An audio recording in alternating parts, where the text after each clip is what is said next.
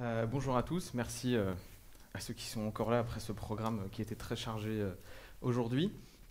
Je suis ravi de vous présenter pendant ces 45 minutes, plutôt 30 pour essayer de partager des questions aussi avec vous. About 30 minutes now. Vous présenter 45 minutes of questions on donc ce Notes on Blindness, qui est un projet que je pense que vous connaissez désormais. on Notes on Blindness. I think you already know the Cette project. étude de cas.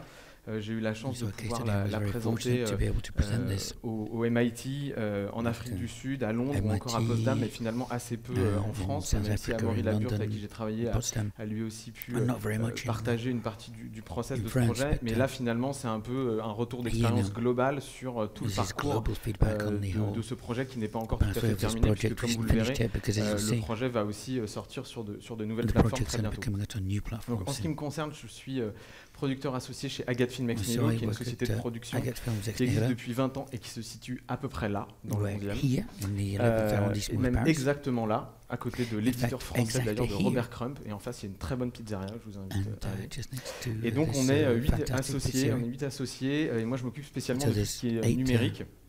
there's Et 8 j'ai commencé partners here. I deal with digital. par produire des I web started by documentaires, en producing particulier ceux web d'Andrés documentaries. Jarac ou de Bruno Andrés Mazzi, Jarac qui and désormais Bruno aussi Mazik in particular. développent leurs univers sur la réalité virtuelle, Which ou I encore des developed a projets lot de on, Théo Ledu, avec qui j'ai eu la chance de faire which we Typewriter. do as well. I Je did travaille aussi Typewriter beaucoup sur les formats d'animation, work comme Tumora Moins animation, Bête, que l'on produit pour Arte.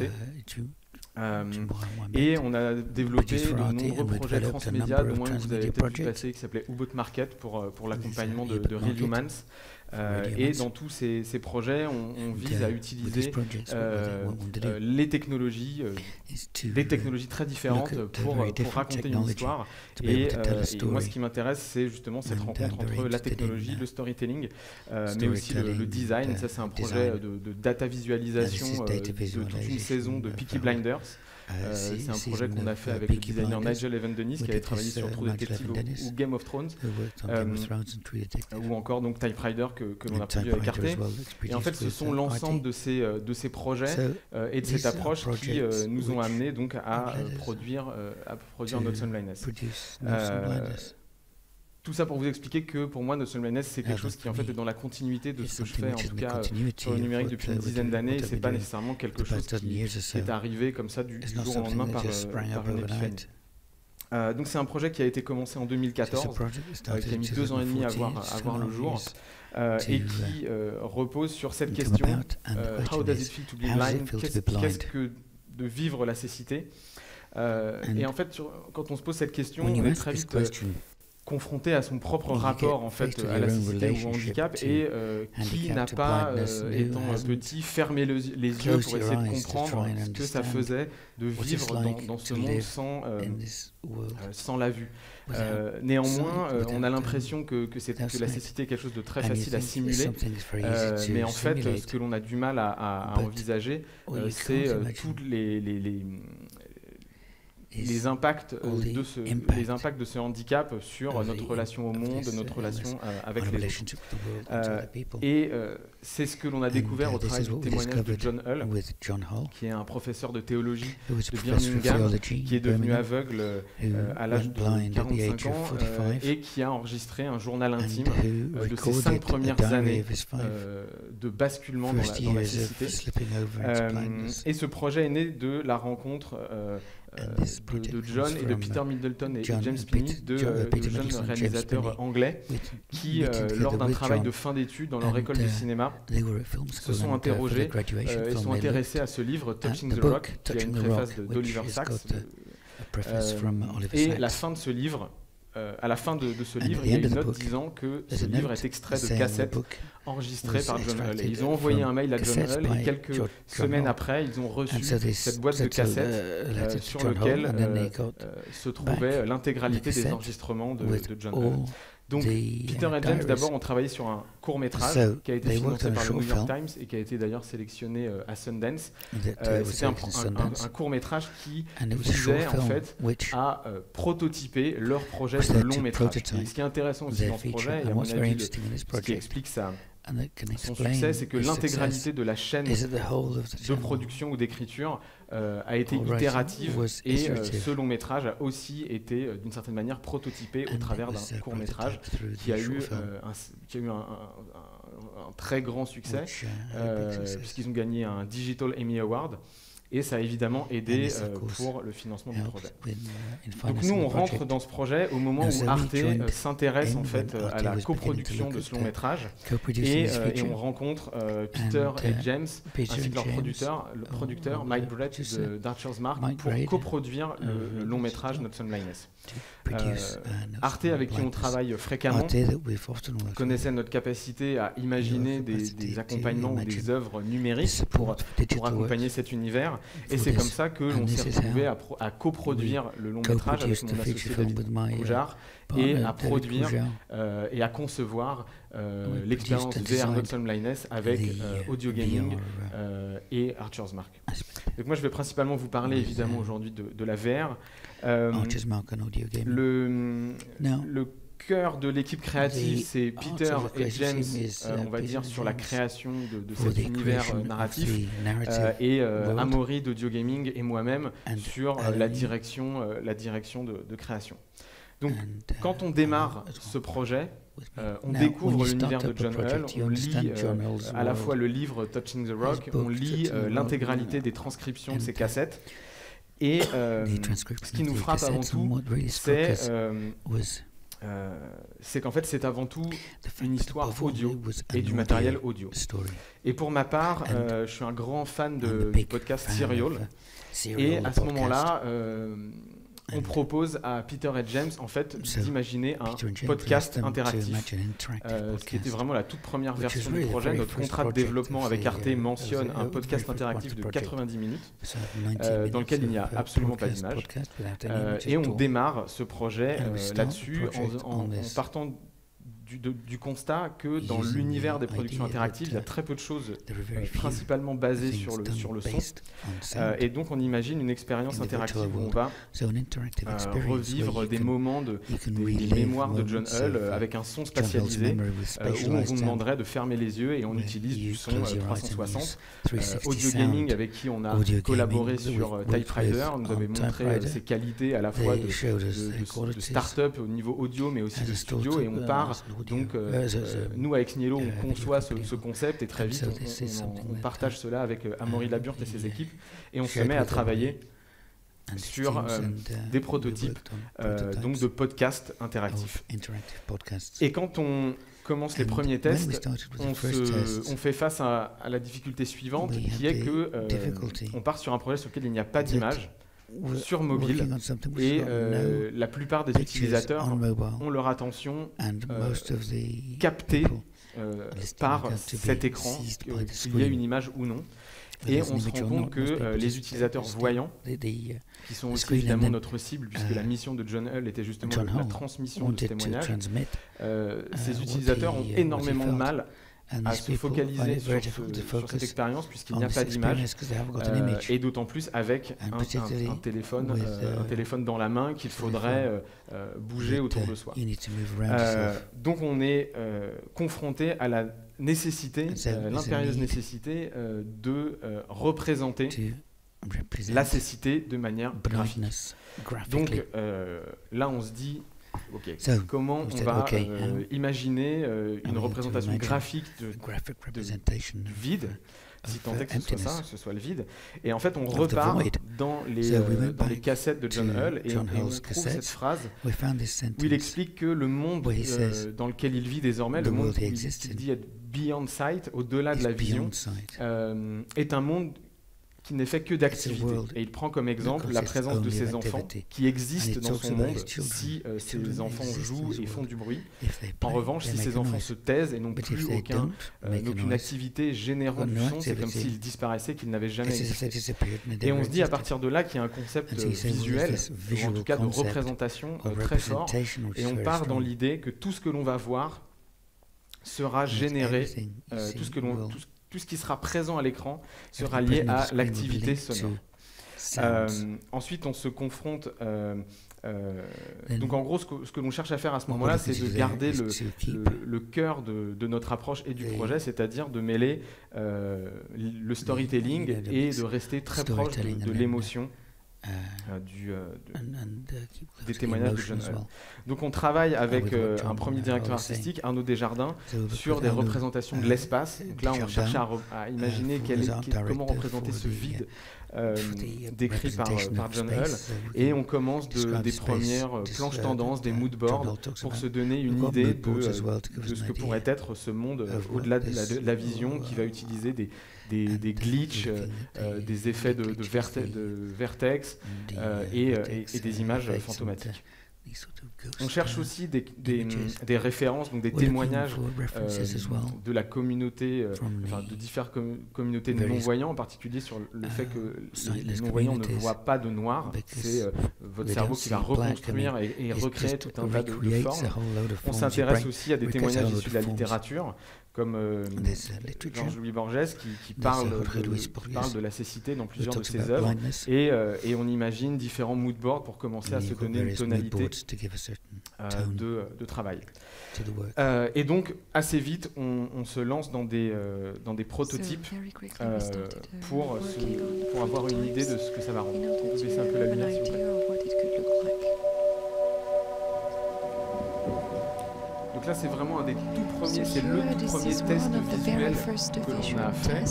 Et en fait, c'est à la fois un test qui vise à donner une ambiance et en fait à poser finalement les bases de la direction artistique que l'on a définie. Donc c'était vraiment très simple, c'était fait sous avec le moteur de particules intégré dans Unity. Et ce qui comptait, en fait, c'était avant tout de donner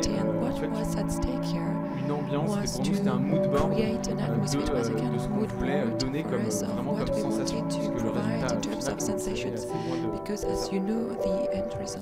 en parallèle, on continue notre travail avec différents directeurs artistiques, en particulier Fabien Togman, qui a pris la suite d'Arnaud Desjardins, puisque une des difficultés qu'on a découvertes sur ce projet, c'est, je pense que d'ailleurs c'est toujours le cas, c'est de trouver des équipes qui ont exactement les compétences dont on a besoin. Arnaud Desjardins, c'était un directeur artistique très aguerri et très senior, mais qui n'a aucune compétence sur le mobile. Fabien Togman, c'est quelqu'un qui venait du jeu vidéo, qui était capable de se projeter dans les demandes techniques que l'on pouvait avoir, et qui a ramené en fait une dimension pour le coup plus ludique. Et donc on a travaillé en même temps sur ces directions artistiques, puis sur d'autres prototypes. Donc ça, c'est le premier prototype que l'on a fait de modèle 3D réagissant au son. Donc on a cette animation de jeunes femmes qui marchent. Alors, je ne sais pas si vous entendez bien, mais on entend le bruit de ses pas. Et les shaders du modèle 3D s'éclairent en fonction de son comportement audio. Et ça fait partie des proof of concept que l'on a présentés aux équipes ou à Arte pour expliquer notre approche. Donc on travaille sous Unity. Ça, c'est la partie très sexy pour les développeurs. Tout ce que vous voyez, les différents cubes sont en fait des objets qui ont des comportements et des chemins qui sont redéfinis aléatoirement, et les chemins sont tracés en vert. Et donc on a construit une scène en 3D qui a sa propre vie et son propre mouvement. On a travaillé sur la partie graphique avec ShaderForge, qui est donc la gestion des comportements graphiques des éléments 3D du projet. Et en parallèle de ça, on a continué à itérer, à imaginer d'autres renforcements de la DA. Sur cette base-là, on a continué à faire des... Sitting in the park with the children, I hear the footsteps of people walking past me on the footpath. Donc sur cette base-là, on a continué à faire des prototypes vidéo, et là, à ce moment-là, on est toujours dans un projet uniquement à 360. On est en mode Magic Windows, il n'y a pas d'utilisation de casque en réalité virtuelle, il n'y a pas de relief, et c'est ce prototype-là qu'on présente à Tribeca, et pour obtenir donc le Tribeca Biomedia Found.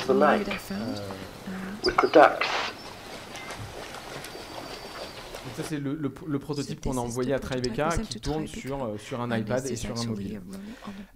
On essaye de pousser plus loin la direction artistique. On travaille cette fois avec une autre directrice artistique, Béatrice Lartigue, qui apporte une touche plus précise et plus signée, qui au final aboutit à la direction artistique que vous connaissez aujourd'hui, qui a été aussi très fortement impactée par des contraintes techniques. Une des raisons de cette multiplicité de directeurs artistiques, c'est en particulier le fait qu'au départ ce projet n'avait pas d'image, et donc on a dû redéfinir nos besoins au fur et à mesure de la production.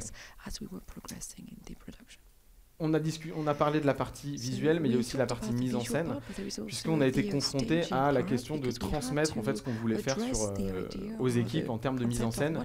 Et donc on est passé par beaucoup de schémas, comme si on dessinait des miniatures ou une scène de théâtre avec différentes vues. Donc ça par exemple c'est l'univers qu'on imagine autour de la scène du parc, où vous retrouvez le lac, le banc sur lequel John Hull est assis, ses enfants qui jouent, la ville autour, en tout cas les voitures qui passent. On avait aussi d'autres vues pour nous permettre d'avoir une idée de comment on allait spatialiser le son et comment on allait positionner les éléments dans l'espace.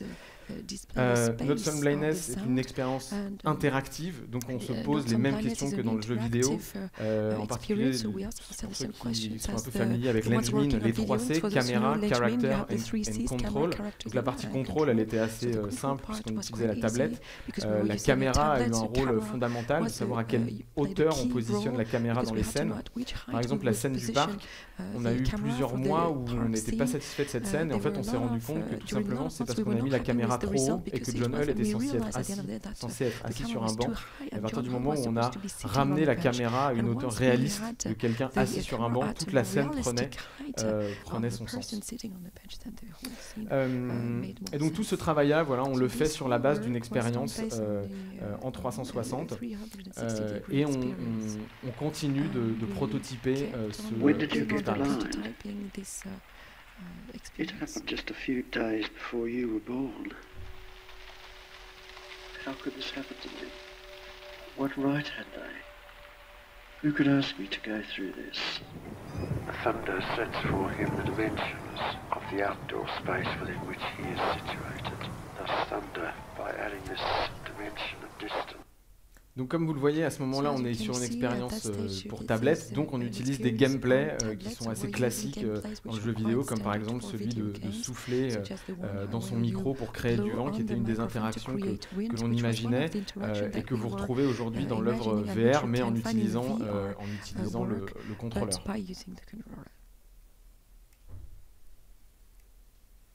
Donc à ce moment-là du projet, on est à fin de l'année 2014.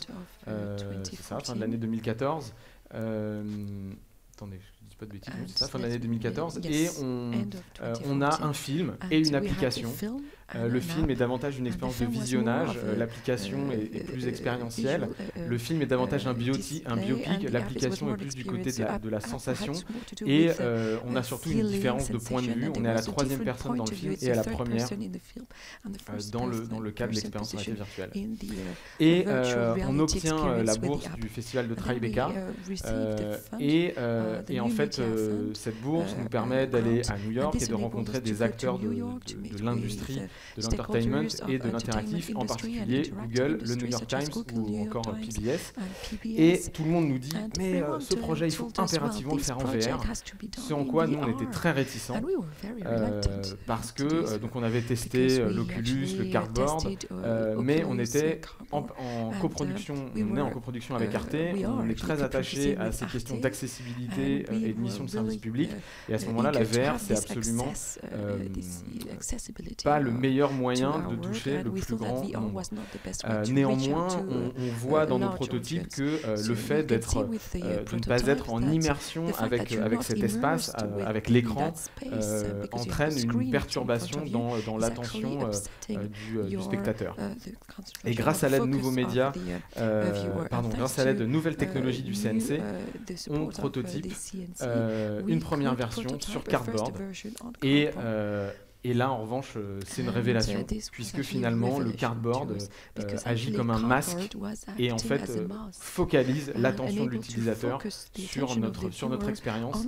Et on résout en fait finalement ce problème qui était un problème graphique aussi, puisque tout étant très sombre, les utilisateurs devaient régler leur luminosité constamment. Finalement, le masque, enfin le casque VR agit davantage comme un masque et focalise l'attention de l'utilisateur. Et à ce moment-là, le projet pivote et on fait de ce projet un projet intégralement VR en gardant en tête les contraintes de distribution.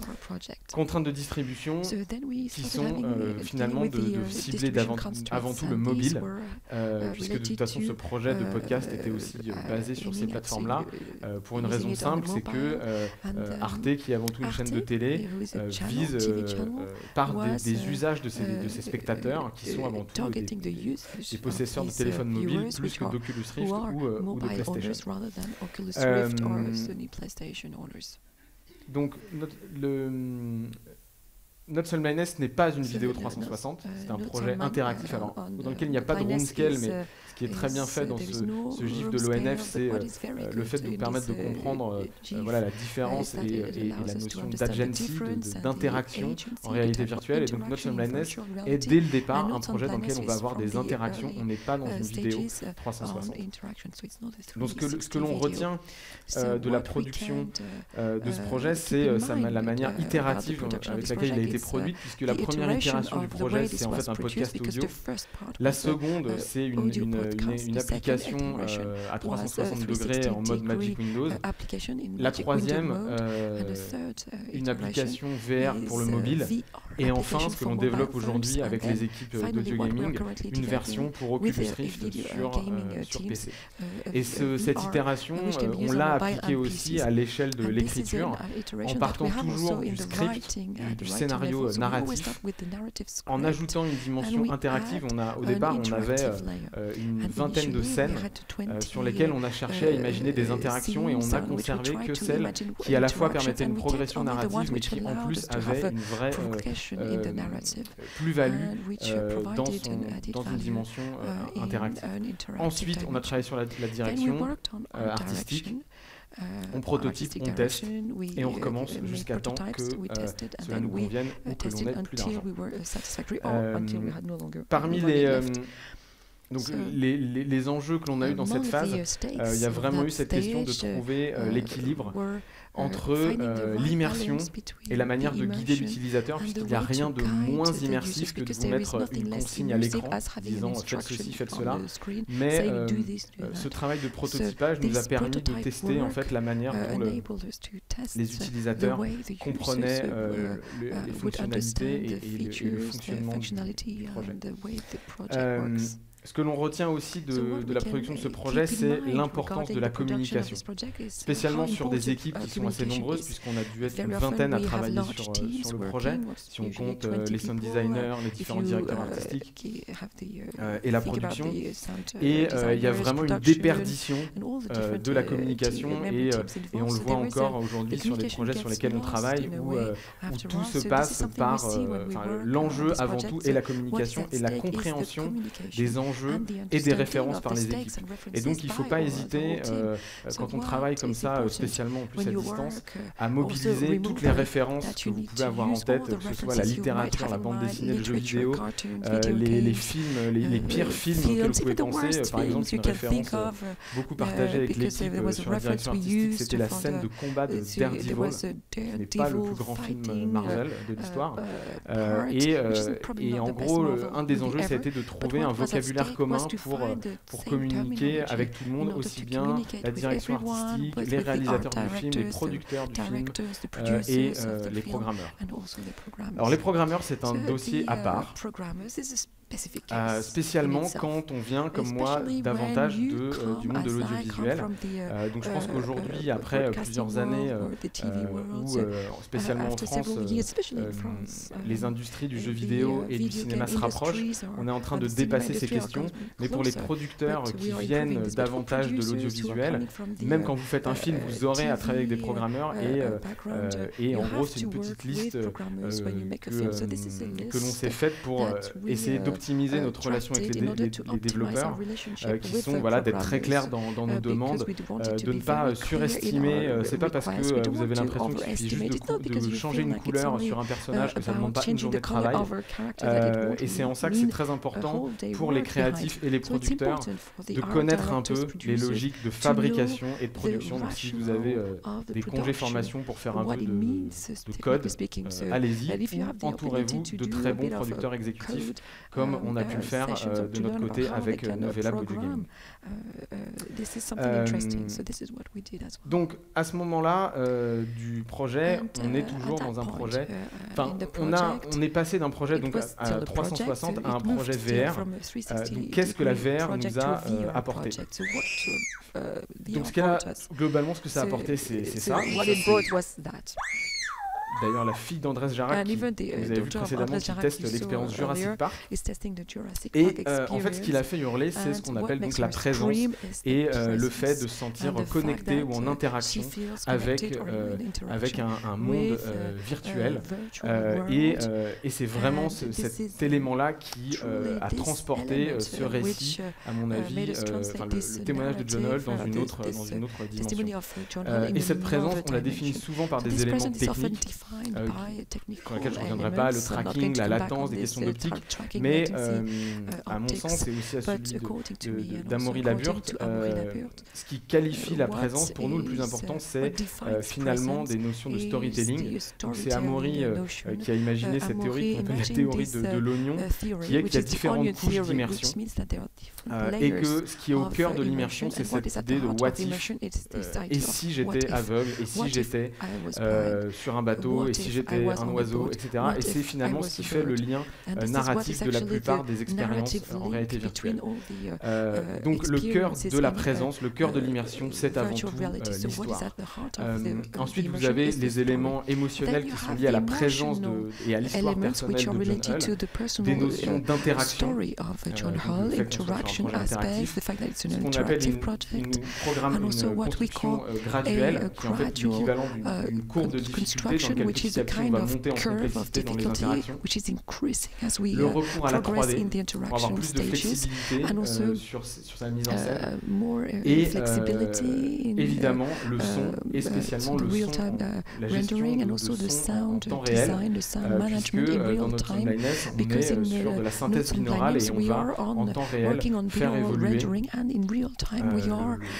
la spatialisation du son en fonction de votre position dans la scène. Au travers de ce projet, et puis je ne suis pas le seul, on s'est tous rendu compte, tous les créateurs de réalité virtuelle, de l'importance du son.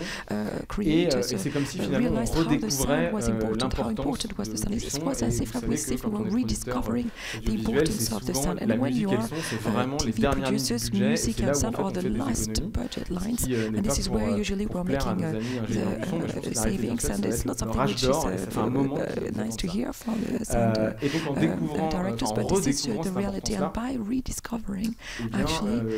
this aspect, I realized that we were not the only one realizing this.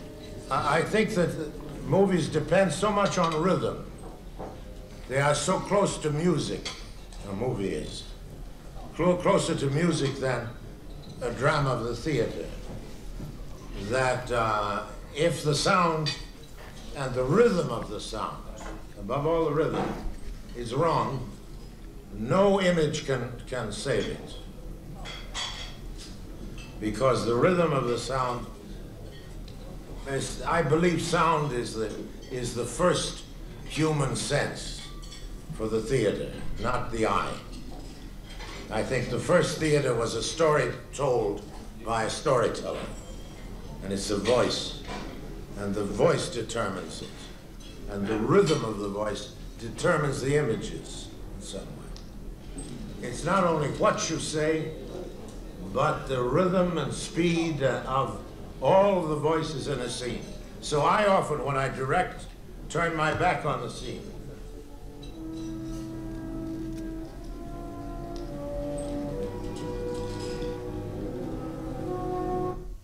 Donc Orson Welles aurait été sans doute un très très bon directeur en réalité virtuelle, puisqu'on s'est rendu compte, en fait, c'est comme ça qu'on a travaillé sur Not So Blindness, puisque même le film est basé sur ces témoignages audio et sur du sound design, et qu'on a toujours pensé la dimension de mise en scène basée sur le sound. L'autre élément que l'on a appliqué dans ce projet, ce qu'on a appelé le storytelling élastique, c'est qu'on connaît le point A et le point B, c'est-à-dire le début et la fin de l'expérience, et entre-temps, on va étirer le temps de cette expérience en traquant en fait les comportements de l'utilisateur. Par exemple, un utilisateur qui va en 360 beaucoup regarder autour de lui, on va avoir tendance à retarder la voix off, on a le sentiment qu'ils profitent de cette immersion, là où on a quand même des utilisateurs qui vont regarder droit devant eux, et dans ce cas-là, on va jouer plus la voix off pour faire avancer l'histoire, et ainsi on cherche à conserver toute l'attention de l'utilisateur. Donc au final, après être parti sur un projet de 90 minutes de podcast, on finit avec 6 chapitres en réalité virtuelle d'une durée de 25 minutes. Pendant longtemps, on a dit que c'était une durée de 10 minutes, parce que les festivals nous disaient que c'était trop long. Et alors je pense que comme vous connaissez le projet, je ne vais pas vous montrer le teaser, donc je vais passer directement à la question suivante. On a eu un certain... Voilà, Not So Blindness, c'est aujourd'hui une des œuvres les plus téléchargées en réalité virtuelle, mais désormais, ce que l'on a appris dans cette fin d'expérience sur Not So Blindness, c'est comment distribuer un contenu en VR. Donc tout d'abord, on a été fortement aidé par la présence d'un format plus traditionnel qui est le long métrage, qui est sorti en Angleterre le 30 juin, et on a synchronisé la sortie du projet en VR avec le long métrage, ce qui a donné à la fois des éléments marketing de communication pour le film, et aussi qui installait la marque Not So Blindness auprès du grand public, qui a davantage accès à ce type de format. Autant je ne vous ai pas montré le teaser du projet en réalité virtuelle, je pense que vous connaissez. En revanche, je vais vous montrer le feature film qui est toujours basé sur ces témoignages originaux.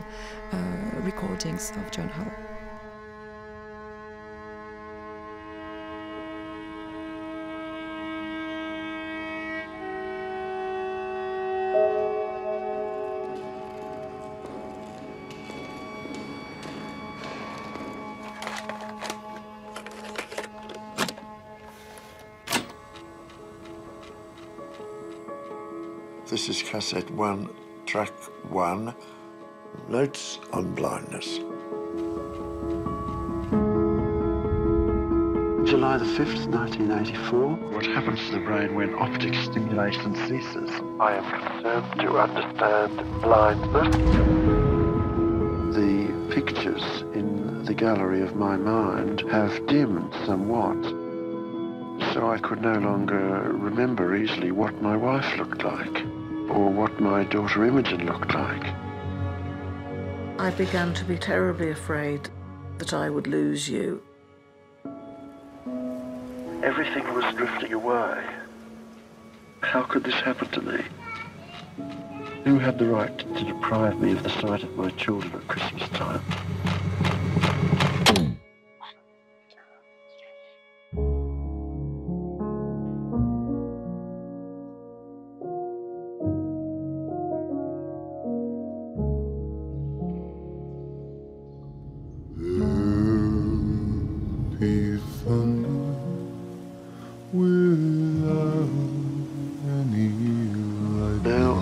That there's been a strange kind of change in the state of my brain.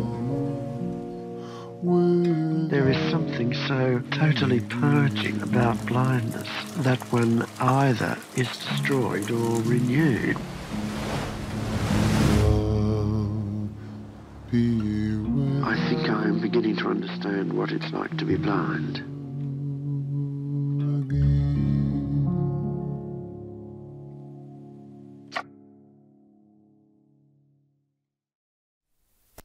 Donc quand on a sorti, en fait, quand on a commencé la production du projet en VR, quand on a commencé le développement de la partie VR, donc le prototypage, le film était déjà en production. Et tout le long du projet, ça a été un énorme challenge pour nos équipes de suivre en fait, le rythme de la production du film et aussi d'atteindre un niveau d'expérience et de qualité qui soit aussi important que celui du film, qui est absolument magnifique, qui a eu 3 nominations au BAFTA cette année. Pour revenir sur la VR, on était principalement sur des plateformes, sur des stores, et à chaque fois, dans cette logique d'accessibilité, on a développé le projet aussi dans une version sans casque de réalité virtuelle sur Android et sur Cardboard. Et on a avant tout privilégié la plateforme Samsung Gear qui, sur mobile, reste la plus performante. Et on a aussi développé des chapitres, ceux qui étaient les plus linéaires pour Arte 360 et le New York Times. Par exemple, la première scène du parc est accessible sur l'application New York Times VR et d'ailleurs aussi sur l'application Within. Donc le 30 juin, au moment de la sortie du film, Notre Sunblindness est en home de l'Oculus Store et par chance, parce que soyons honnêtes, c'était pas complètement envisagé, le projet a été mis en avant sur la home de l'Oculus Store au moment des soldes. Et à ce moment-là, il y a toujours assez peu de contenu sur le store. Et comme en plus de ça, Notre Sunblindness est gratuit, puisqu'on ne voulait pas avoir un paywall sur ce projet, en fait, la première semaine, on a un nombre de téléchargements considérable. Alors, je ne peux pas communiquer sur les chiffres, mais ce que je peux vous dire, c'est qu'on atteint des chiffres de téléchargements qui sont ceux d'un bon jeu indé sur mobile, ce qui est très conséquent sur une plateforme VR. En tout cas, là où on a vraiment été aidé, et c'est capital, c'est qu'on a eu la chance d'être soutenu en marketing par les équipes d'Oculus, aussi bien en termes de visibilité sur le store que sur leurs différents événements.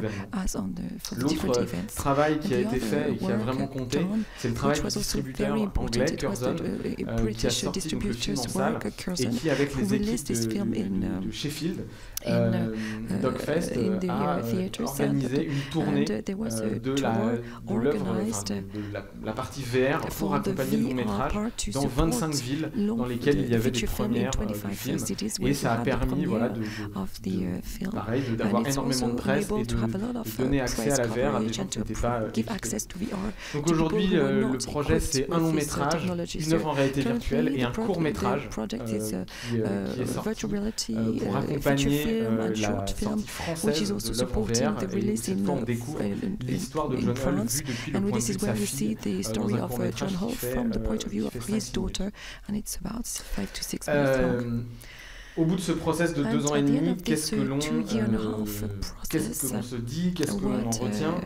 Tout d'abord, l'impossibilité de savoir exactement ce que la réalité virtuelle va devenir, mais la certitude qu'il faut arrêter de comparer la réalité virtuelle avec la 3D. Ce qu'on entend régulièrement, c'est mais est-ce que vous ne pensez pas que la réalité virtuelle, c'est comme les films en 3D, ça n'a rien changé, c'était un flop. Le seul point sur lequel on peut peut-être rapprocher la réalité virtuelle de la 3D, c'est les industries techniques. La 3D, ça a considérablement fait croître le poids et le business des industries techniques.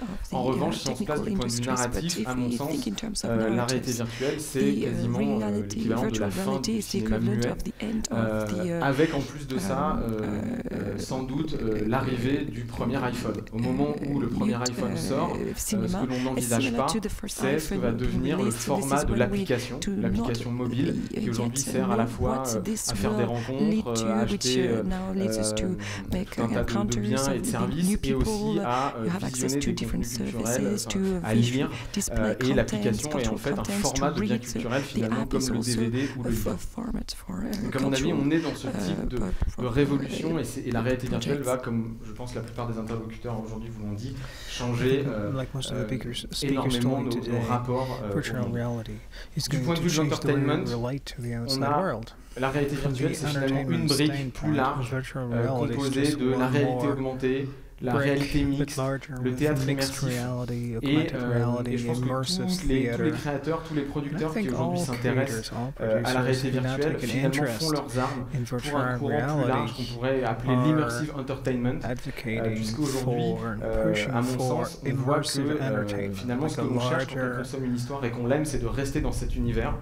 a larger universe feel, because when you like a story, when you consume a story, you want quand Mad Men se termine au bout de 7 saisons, c'est que en fait on cherche cette immersion narrative, et la réalité virtuelle ajoute une dimension expérientielle et sensorielle à ces immersions narratives. Une des questions qui va se poser, c'est l'accessibilité à ces contenus, et on voit aujourd'hui que c'est encore un challenge, et je pense que vous avez vu passer l'annonce de YouTube 180, une initiative de YouTube pour finalement proposer une immersion non pas à 360 mais à 180 degrés, pour plusieurs raisons. La première, ils se sont rendus compte que la plupart des utilisateurs en fait n'avaient pas de comportement à 360, donc une vision majoritairement frontale.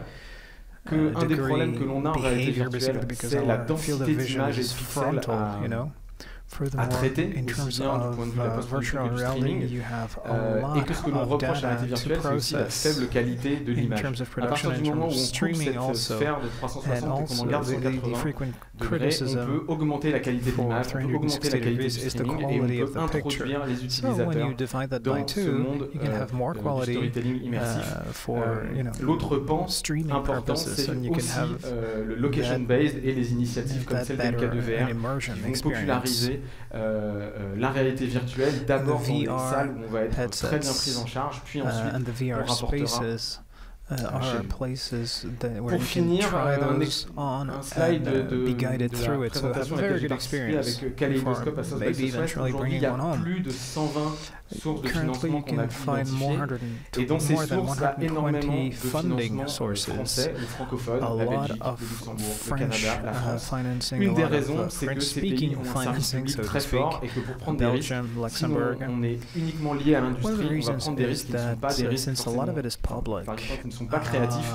Et si on regarde par exemple ce que font les studios ou les sociétés de VR aux États-Unis qui ont levé de l'argent, elles font du contenu pour prototyper des technologies. Là où en France, on a la chance de pouvoir financer nos œuvres pour ce qu'elles sont, c'est-à-dire un acte et un geste de création. On a eu la chance d'avoir des intervenants qui ont souligné la grande qualité des œuvres produites et créées en France. On peut parler des studios comme Okyo, Red Corner, Inner Space ou encore Audio Gaming. Le vrai challenge que l'on va tous avoir aujourd'hui, c'est qu'on est identifié, la France est identifiée comme un terrain de talent sur ces technologies-là, et sur ces créations-là. Désormais, la question, c'est de savoir si on ne va pas se faire miniaturiser et si on va réussir en fait à transformer ce savoir-faire en une réelle industrie avec un vrai tissu de compétences et les soutiens appropriés à cette industrie. Voilà, merci.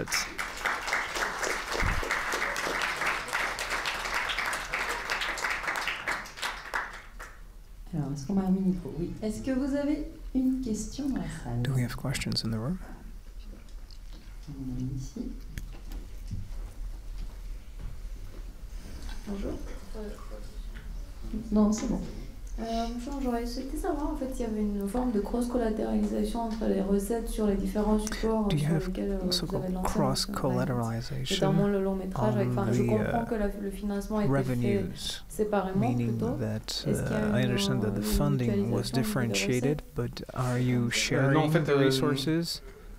Les recettes sont relativement séparées parce qu'on avait deux contrats avec la chaîne, un contrat sur le long métrage, un contrat sur la VR, et que la détention de la propriété du film et la détention de la propriété de la VR n'est pas la même. Puisque nous, à Agatfilm, on a eu beaucoup plus de poids et de rôle créatif dans la VR. Because we at Agatfilm, we actually ce que tout le monde, et je pense que c'est un des succès de ce projet, c'est que les deux producteurs, on avait des intérêts assez différents du point de vue des objets qu'on produisait, mais en fait on avait un intérêt commun, c'était finalement de créer une IP, de créer une licence. Et en fait on a focalisé nos négociations là-dessus. C'est-à-dire que tout devait être fait pour pousser l'intégralité du projet. Et comme on était intéressés dans les deux parties, on est aussi coproducteur minoritaire du film, et eux sont coproducteurs minoritaires de la VR, les choses se sont faites de manière très producer of the film, and the film producers were minority co-producer of the VR project. So it wasn't simple, but it was done in agreement. And sometimes we decided to sacrifice the visibility of one part of the project to the benefit of the other when we thought that it would be in the general interest of the project. Donc nous, on est toujours producteur de la version qui va sortir sur Oculus Rift. On espère aussi the version that is going to be released on Oculus Rift. Et sur we want PS4. to release one on HTC Vive Donc cette and on partie-là, c'est PS4 un as investissement de notre part, d'Exnilo, avec un soutien en industrie d'audio gaming, with et un Exnilo, soutien with audio gaming as well, and also financial backing from Arte, the French-German channel. Une dernière question. One last question, maybe? Bonjour, merci. Tu avais un petit peu, peut-être que vous en avez parlé. I didn't catch the beginning of your presentation, so maybe you talked about it, but I'd like to know how much time you spent on development, and if it's not too indiscreet, how much it costed. It took us a total of 2.5 years. Alors au début, on a dû aller assez At the vite parce qu'on avait la beginning, we had production to du film be qui était déjà quite, signée. quite fast Je pense because que sur again, the le film prototypage, production was agreed on a to, and they mis had 6 been à 8 given the mois, go-ahead. Pour arriver à un For the prototype VR, mais en fait, on a eu prototyping, des the VR prototypes très tôt. prototyping Je pense was que 6 to 8 au bout de months. 4 mois, on avait But I déjà un think 4 prototype. months Au in, bout de we already 6, had on a avait prototype, un and 6 prototype months 360. in, we had a 360-degree prototype. Voilà, au bout de 8 mois, on avait And notre again, prototype after 8 en VR. months, we Et had le the final développement, prototype, so to speak, VR le développement, on l'a prototype. financé avec And we financed the l'apport d'Arte, development qui était aux with alentours de 25 the 000 €, funding et from CNC Arte, Nouveau Média, 25,000 aux alentours de euros, 50 and 000 €. CNC New Media, about 50,000 euros. Merci beaucoup. Thank you. Merci Thank à you vous. very much.